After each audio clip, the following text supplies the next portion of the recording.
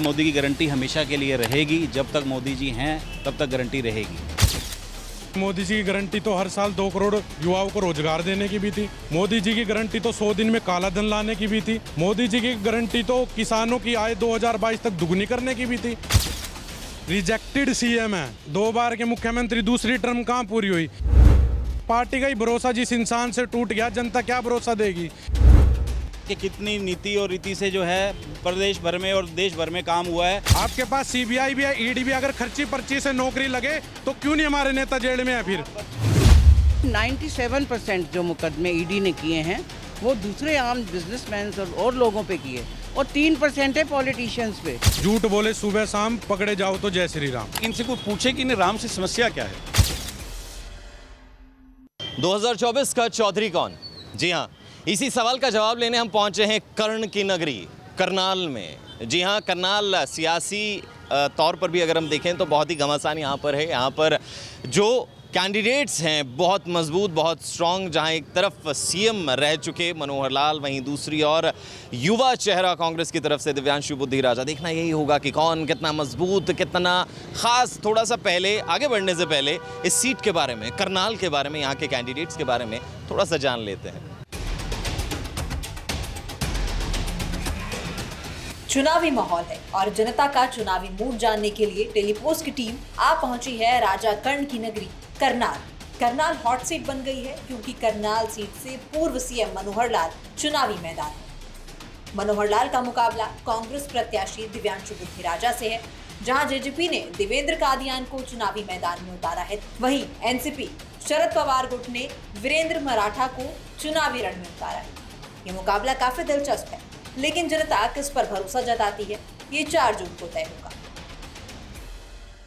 बिल्कुल, तो इस चौधरी आखिर कौन रहेगा 2024 का, ये सभी जानना चाहते हैं। लेकिन अगर करनाल सीट की बात करें तो अपने आप में बहुत अहम सीट है, क्योंकि यहाँ से पूर्व मुख्यमंत्री मनोहर लाल लोकसभा के प्रत्याशी हैं और मौजूदा मुख्यमंत्री नायब सैनी विधानसभा के जो उपचुनाव है उसमें प्रत्याशी हैं। तो ऐसे में बहुत इंपॉर्टेंट ये सीट है, महत्व भी इसका बहुत ज़्यादा है और ना सिर्फ इस पूरे प्रदेश की बल्कि देश की निगाहें टिकी है इस सीट पर। बिल्कुल पूजा, और सबसे पहली चीज़, मैं हूँ आपके साथ गौतम ठाकुर और मेरे साथ मेरी सहयोगी पूजा वर्मा। और पूजा वर्मा ही आपको हमारे जो मेहमान हमारे साथ जुड़े हैं उनसे आपका राब्ता करवाएंगी। बिल्कुल, तो आप देख सकते हैं कि यहाँ पर प्रवक्ता मौजूद हैं और कांग्रेस के प्रवक्ता हैं, इसके अलावा बीजेपी के प्रवक्ता है, बीजेपी की ओर से विकास खतूरिया जी। इसके अलावा अगर हम कांग्रेस की बात करें तो रजत लाथर जी हमारे साथ है और बीजेपी की तमाम टीम जिसमें नितिन बत्रा साहब भी हमारे साथ है। बहुत बहुत स्वागत है जी डेली पोस्ट में। सबसे पहले सवाल बीजेपी से करेंगे, क्योंकि यहाँ पर इस वक्त अगर हम कहें कि मनोहर लाल जी यहाँ से विधानसभा के जो है एमएलए रहे हैं और मौजूदा मुख्यमंत्री यहाँ से चुनाव लड़ रहे हैं। बार बार जिक्र हो रहा है गारंटियों का, मोदी की गारंटी का। क्या इस बार सिर्फ मोदी की गारंटी रहेगी या सरकार के काम भी रहेंगे पिछले 10 सालों के? मोदी जी की गारंटी भी रहेगी और सरकार के काम आपको करनाल में भी दिख रहे हैं और पूरे देश में भी दिख रहे हैं। आप जाओ, हर तरफ सड़कें आप देखो बिल्कुल चकाचक नज़र आ रही हैं हर जगह पे। तो इसलिए मोदी की गारंटी हमेशा के लिए रहेगी, जब तक मोदी जी हैं तब तक गारंटी रहेगी। बिल्कुल रजत, आपके पास मैं आऊँगा। आपका रोड मैप जान लेते हैं पहले। उन्होंने बताया मोदी की गारंटी यानी कि पुख्ता। आप क्या रोड मैप जो है वो लेके जा रहे हैं? देखिए, सबसे पहले नमस्कार। देखिए, जैसा भाई साहब ने बताया कि मोदी जी की गारंटी तो हर साल 2 करोड़ युवाओं को रोजगार देने की भी थी। मोदी जी की गारंटी तो 100 दिन में काला धन लाने की भी थी। मोदी जी की गारंटी तो किसानों की आय 2022 तक दुगनी करने की भी थी। मोदी जी की तो गारंटी इतनी सारी जो उन्होंने गारंटी दी थी सारी की सारी फेल है।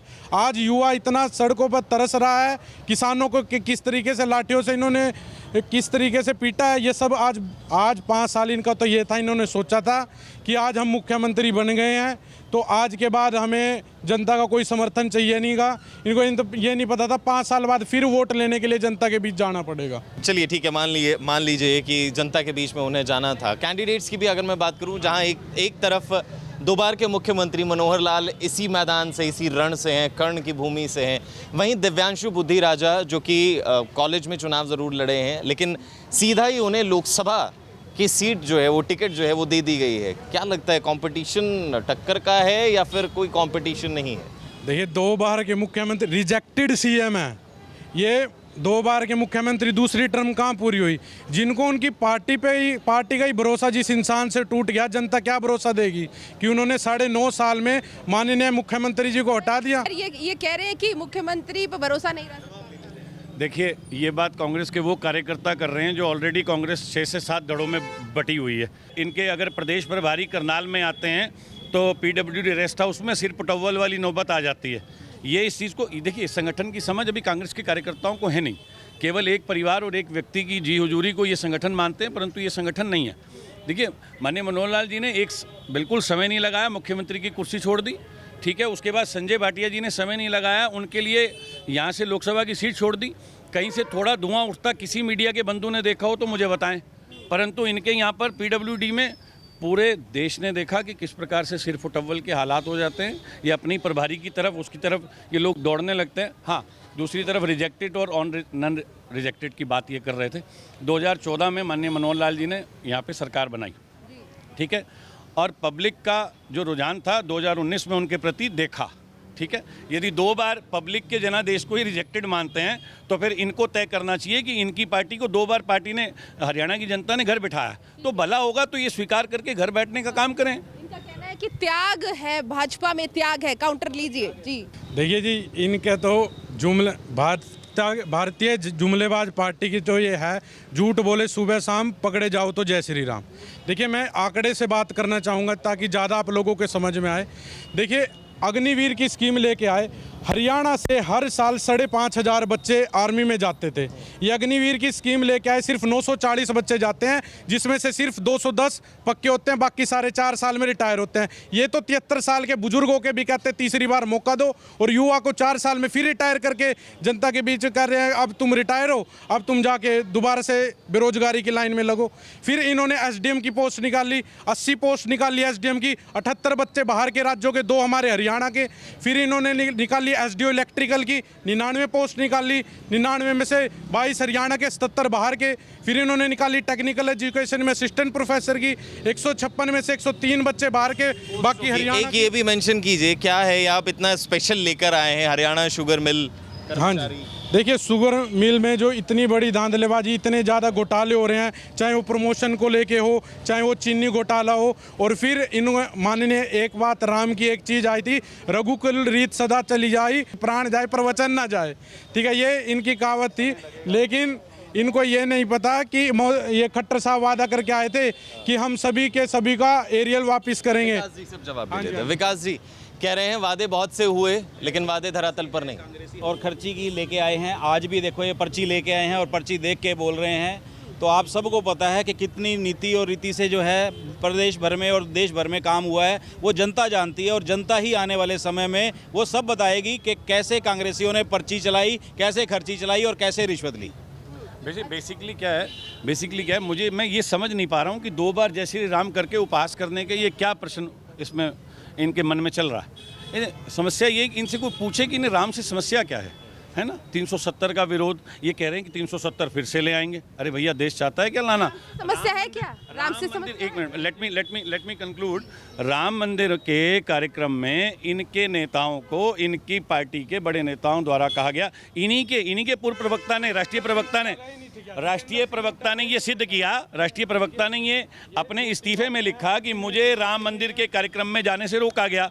तो ये स्पष्ट करें कि इन्हें राम जी से क्या पता। इनसे ये पूछो, 2014 से पहले इस देश में क्या मंदिर नहीं थे? हर गांव में, हर गली में, हर मोहल्ले में क्या वैष्णो देवी मंदिर नहीं था? क्या हम हरिद्वार, सारे मंदिर थे। ये तो इनके सिर्फ चुनावी एजेंडा है, इनके पास अपने काम बताने के लिए है नहीं कुछ। तो इस तरीके इनकी समस्या मैं बताता हूँ। हवा सब जगह है ना, टायर में हवा भरवाना है तो साइकिल की दुकान पे जाना पड़ेगा ना। राम मंदिर हमारा शुरू से, हम पहले दिन से भाजपा कह रही थी जहाँ राम का जन्म हुआ है वहाँ पर राम जन्मभूमि मंदिर बने, हमने बनाया, हमारे एजेंडे में पहले दिन से था। 370 वोट बैंक तो नहीं है? नहीं, बिल्कुल नहीं है, बिल्कुल नहीं है। वोट बैंक नहीं है, तो यहाँ पे भी कुछ लोग खड़े हैं, उनसे भी पूछे थे क्या लोगों ने। उनसे भी जान लेते हैं, जो आम जनता है उनसे भी जान लेते हैं। असल में धरातल पे कुछ काम नहीं हुआ 10 सालों में, धरातल पे कोई काम नहीं हुआ। अगर आज बेरोजगारी का मुद्दा देख लीजिए, करनाल के मुद्दों की बात करते हैं। करनाल में कोई सड़क एक बता दीजिए आप, एक मेन सड़क बता दो, कोई बढ़िया सड़क बनाई ये हो। आप सवाल किससे पूछ रहे हैं? बीजेपी से पूछ रहा हूँ। ठीक है, मैं एक बात बताता हूँ, ये मेरे मित्र हैं, बहुत अच्छे मित्र हैं मेरे, रोज़ का मिलना जुलना है हमारा।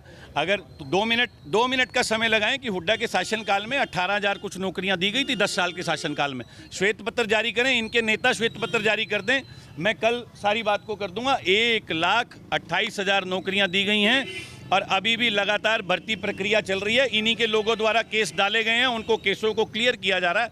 मैं चैलेंज के साथ अगर करता हूं, आप कल का समय अगर रख लीजिए, आंकड़े तो इतने आपको सच्चे सब हैं, कुछ आ जाएगा। तो अगर आपके आंकड़े इतने सच्चे हैं तो ये तो रिपोर्ट है। रिपोर्ट में ये क्यों है कि हरियाणा पूरे देश का सबसे ज्यादा अनएम्प्लॉयमेंट लेवल हरियाणा में है। बेरोजगारी में आज नंबर 1 क्यों है हरियाणा, जब आपने इतने रोजगार दिया था।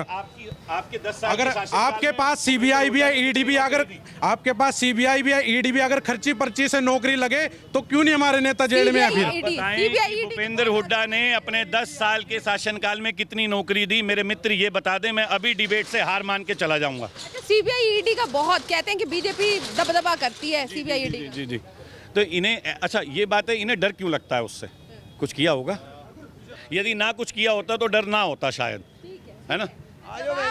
जवाब ईडी और जो उसका जवाब। आज पूरे डंके की चोट पे दिवांशु बुद्धि राजा जी हमारे यहाँ पे खड़ा हुआ है, इन्होंने उन पे भी झूठे केस करने की कोशिश करी।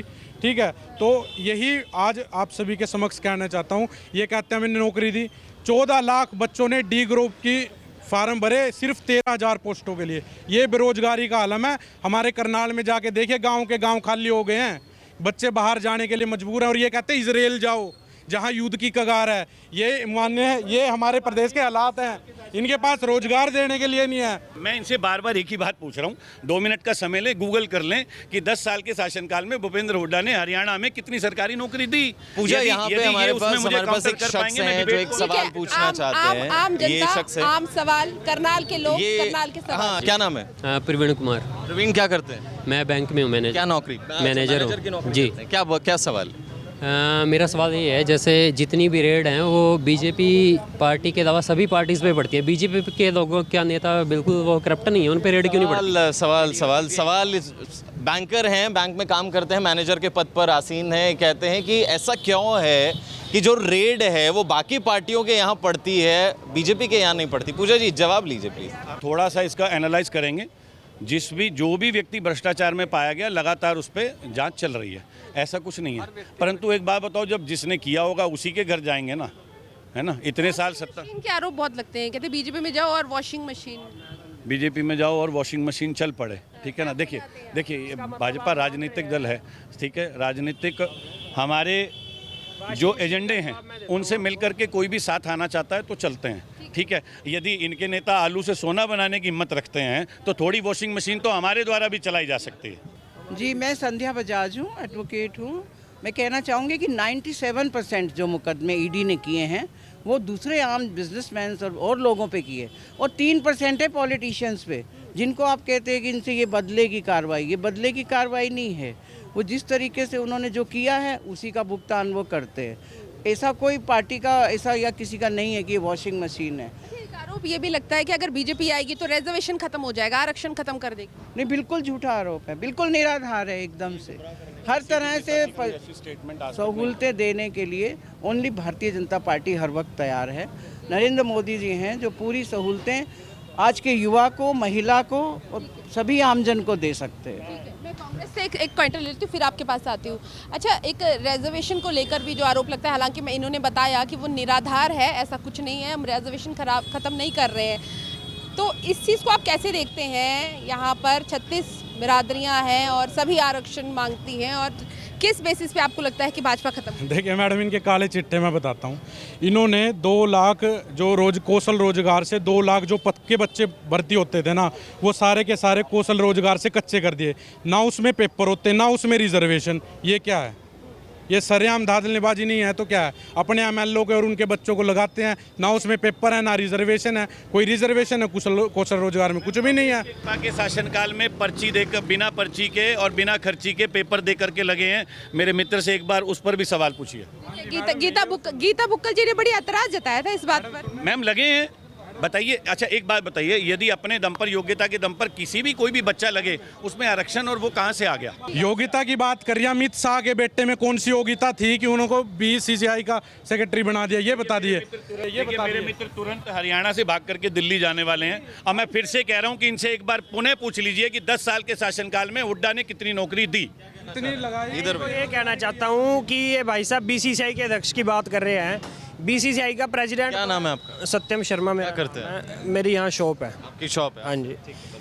BCCI का अध्यक्ष तो है जी अमित शाह का लड़का, लेकिन उसका वाइस प्रेसिडेंट है राजीव शुक्ला। उसने कितनी क्रिकेट खेली और वो कांग्रेस का मंत्री है। उसके ऊपर क्या कहना चाहेंगे? देखिए, ये कहते हैं कि ना हमारे परिवारवाद है ना कुछ है, ठीक है जी। वो तो अपनी कांग्रेस को होके, आपकी पार्टी को होके तो कहीं भी जा भी सकता है, समझ आता। लेकिन उसकी क्वालिटी बताइए ना, राजीव शुक्ला की आपने देखा है किस किस में क्या उनकी क्वालिफिकेशन है? देखिए, हाँ, तो क्या योगदान है?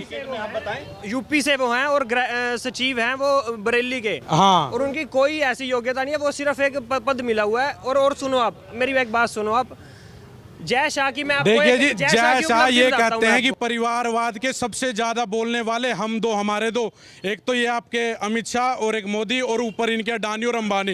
ये परिवारवाद पे बोलने वाले अपने बच्चों को कैसे आगे बढ़ा रहे हैं? अरे हमारी पार्टी को तो चलो तुम कहते हो परिवारवाद, लेकिन ये तुम्हारी पार्टी में परिवारवाद नहीं है तो क्या है? यहाँ के जो बाशिंदे हैं उनसे ही पूछ लेते हैं। आपका पहले पूरा नाम मैं जानना चाहूंगा और क्या करते हैं? अंकित तितोरिया। हाँ जी, करते क्या हैं आप? व्यापारी है, मटन चिकन की शॉप है। हाँ जी। ओवरऑल यहाँ पे व्यापार करते हैं, चीजें देखते हैं। मुद्दे क्या है यार यहाँ के जो सॉल्व हो रहे हैं या नहीं हो रहे हैं? तो कुछ नहीं हुआ 10 सालों में, आखिर में कुछ नहीं किया बीजेपी ने, खासकर अपनी जेबें भरने के अलावा। यहाँ के बड़े बड़े जो रैली हो रही हैं उसमें पैसा कौन खर्च रहा है, इनसे पूछा जाए, उसका आंकड़ा दिया जाए, पैसा कौन खर्च रहा है उसके पीछे, सबसे पहले पूछा जाए। रैलियों में पैसा कौन खर्च रहा है, इनका सवाल है। जो रैलियां हो रही हैं, इतना सारा तामझाम हो रहा है, इसका मैं उसका बताता पैसा हूँ, मेरे कहाँ को से आ रहा है? इनका चंदा चोर है जी। इनका चंदा, ये कहते हैं हम हिंदू बीफ कंपनी से कितना इन्होंने चंदा लिया? 550 करोड़ का चंदा इन्होंने 20 एक्सपोर्टिंग कंपनी से लिया। रजत जी जवाब। हाँ। इलेक्ट्रल बॉन्ड्स और चंदे की बात हो रही है, जवाब दीजिए। पार्टी पे आरोप लगे हैं इलेक्ट्रल बॉन्ड्स के। ये निराधार झूठा आरोप तो किसी पर कोई भी लगा दे। जो चंदा सरकार को मिलता है वो बिल्कुल रिजर्व बैंक की तरफ से ही मिलता है। ऐसे कोई नहीं कि जाके पार्टी को वैसे दे दो। जो रिजर्व बैंक अप्रूव करता है वही पैसा पार्टी के पास जाता है। कहते हैं कि सबसे ज्यादा पैसे गए हैं और जिन्होंने पैसे नहीं दिए उनके पास ED CBI भेज दी। ये बिल्कुल गलत है। जो घपला करते हैं, जो धांधलेबाजी देश के साथ करते हैं, बड़े बड़े घोटाले करते हैं, उनको ED का छापा मारा जाता है। पहले तो ये बताओ, नवीन जिंदल भ्रष्टाचारी है या नहीं है? नवीन जिंदल भ्रष्टाचारी है या नहीं है? अगर हैं तो क्यों अपनी में लाया? अगर नहीं है तो मानते हो कि मोदी जी झूठे हैं जो कुरुक्षेत्र की रैलियों में कह रहे थे? आपको उनका भ्रष्टाचार अभी याद आया? पहले कहाँ था? आप पहले कहाँ था? मोदी नारे लगाते थे, मोदी झूठे हैं या नहीं है? 20 साल से उनको गोद में बिठाए घूम रहे हैं, पहले कहाँ था? मोदी जी कुरुक्षेत्र की रैलियों में कहते थे आप बताएं कि नवीन जिंदल भ्रष्टाचारी है। पहले उसका तो आज ये भ्रष्टाचार कहाँ बताइए था? कि नवीन जिंदल भ्रष्टाचारी, हाँ या ना में जवाब दीजिए। आप बताएं ना। जनता सुनने चाहती है, हाँ या ना? भैया है नहीं, और हाँ या किसी ना? कोर्ट ने उन्हें दोषी नहीं दिया। नहीं दिया तो मोदी जी झूठे हैं ना? तो मोदी जी झूठे हैं, मानते हैं मोदी जी झूठे? देखिए, मोदी जी मानते हैं। क्यों झूठे हैं? नहीं, मोदी जी झूठे हैं जो रैलियों में खड़े होके इलेक्शन में कहते थे कि ये जो कांग्रेस आज से पहले वो कांग्रेस के अंदर ही थे, जो वो करते थे वो कांग्रेस के लिए करते थे। आज बीजेपी के अंदर उन्होंने कोई किसी प्रकार का 10 साल के शासन के अंदर कोई घोटाला साबित कर दो, किसी प्रकार का कोई भी, हमारे जितने भी सेंटर के मंत्री हैं या कोई भी हैं, एक घोटाला भी साबित कर दो। जी। और इनके अंदर का वहम है जी। गांव में जाके देखिए, गांव में काले झंडे दिखाए जा रहे हैं। इन्होंने किसानों को किस तरीके से लाठियों से पीटा। किसान भूले नहीं है। अब जाते हैं, अब किसान देख लो, काले झंडे भी दिखाते हैं। एक 22 साल के नौजवान युवा के कैसे सिर में इन्होंने गोली मारी है। आज वो किसान तैयार हैं सारे, वो सारा विरोध हो रहा है। यो सारा सवाल ये रजत जी का जो विरोध हो रहा है, पूजा जी, जो विरोध हो रहा है, भाषण को क्या ये लिखित रूप में दे सकते हैं? उस किसान को गोली लगी है।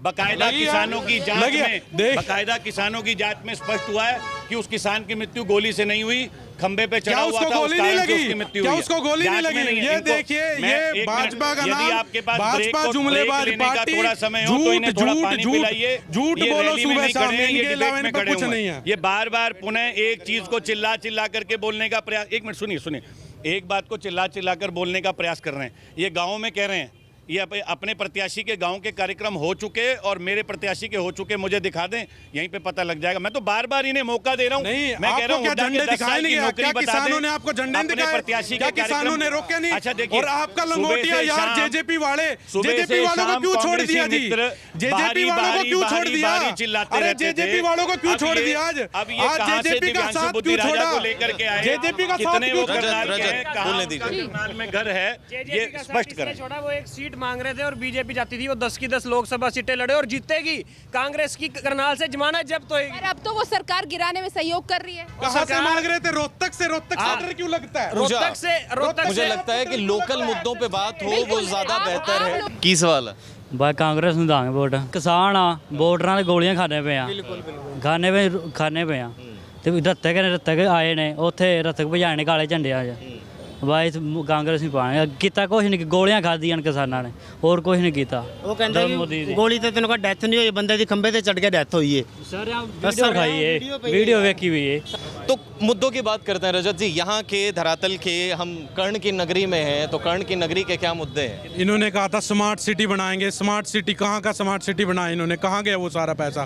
डीटीपी का तहसीलदार के पास इतना पैसा मिला, वो पूछो इनसे कि वो घोटाला, इतना बड़ा घोटाला इन्होंने, इनका नागर जी के पास इतना, चंडीगढ़ दफ्तर में इतना, पंचकुला में पैसा पाएगा, उसका क्या हिसाब देंगे?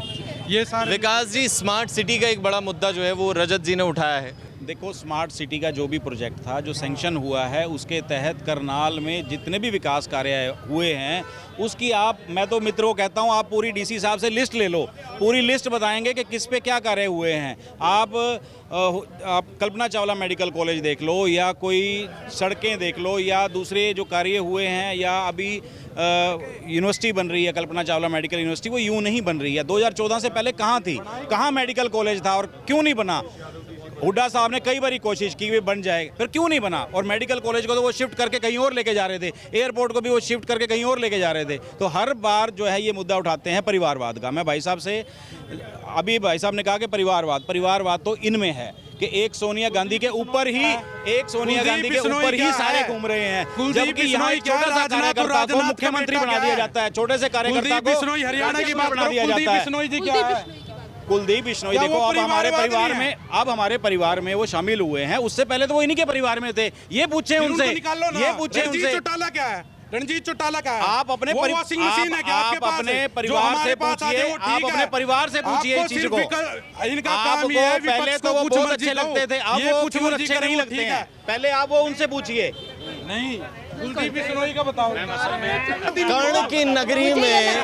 कर्ण की नगरी में इंद्रदेव कुछ और इशारा कर रहे हैं। इंद्रदेव जी बहुत खुश हैं बीजेपी से, इसलिए वो बारिश कर रहे हैं। पार्षद बनाना, अगर खुश हो, ऐसा है जी, हुड्डा जी से कोई पूछता है, इनका ये वहम है, जब सच्चाई सामने निकलती है भगवान खुश होता है और बारिश होती है। सत्यमेव जयते, सत्य की जीत होगी। भाजपा का सुपड़ा साफ है, इनको पता है गाँव के गाँव इनको घुसने नहीं देंगे। इतनी बुरी तरह से 5 लाख वोटों से खट्टर साहब हार रहे हैं, रिजेक्टेड सीएम हार रहा है, और इनका नायब सिंह सैनी 50,000 वोटों से हार रहा है। क्या लगता है कि कांग्रेस जो है वो कितने आंकड़ों पर जीत दर्ज कर रही है? 300 पार पक्कियां कांग्रेस की। और दूसरी, इन्होंने नारा दिया था विधानसभा इलेक्शन में अब की बार 75 पार, अब क्या हुआ? सुपड़ा साफ।